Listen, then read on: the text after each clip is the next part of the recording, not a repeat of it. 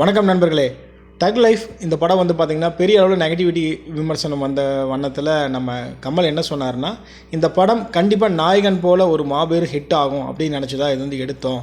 இதோட கதை வந்து பார்த்திங்கன்னா கமல் தான் வந்து எழுதியிருக்கிறாரு, மணிரத்னம் டைரக்ஷன் மட்டும்தான் பண்ணியிருக்காரு.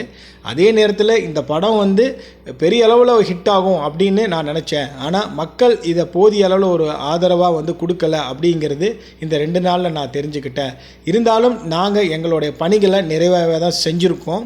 கண்டிப்பாக இதற்கான பலன் கிடைக்கல அப்படிங்கும்போது வருத்தமாக தான் இருக்குது. ஆனால் மக்களுக்கு இந்த படம் இன்னும் சற்று புரியவில்லை அப்படின்னு தான் நான் நினைக்கிறேன் அப்படிங்கிற மாதிரி சொன்னார்.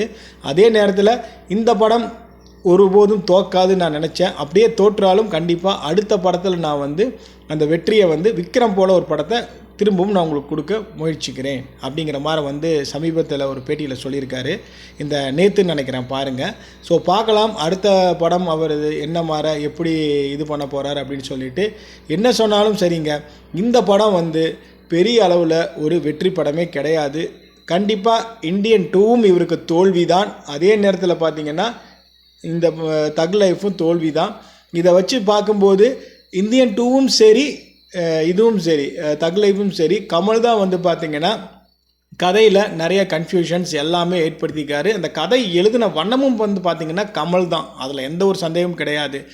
விக்ரம் படம் ஏன் ஹிட் ஆச்சுன்னு சொல்லி வந்து பார்த்தீங்கன்னா, லோகேஷ் கனகராஜ் ஸ்கிரிப்டட் பண்ணும்போதே கமல் வந்து நான் இதில் தலையிட மாட்டேன்னு சொல்லிட்டாரு. லோகேஷும் அதைத்தான் விரும்பினார். அதனால தான் விக்ரம் பெரிய அளவில் ஹிட் ஆயிடுச்சு. ஆண்டவர் உள்ளே பூந்து எழுதியிருந்தாருன்னு வச்சுக்கோங்களேன், அந்த ஸ்கிரிப்டும் டெஃபினட்டாக அதுவும் பெருசாக ஒர்க் அவுட் ஆகிருக்காது.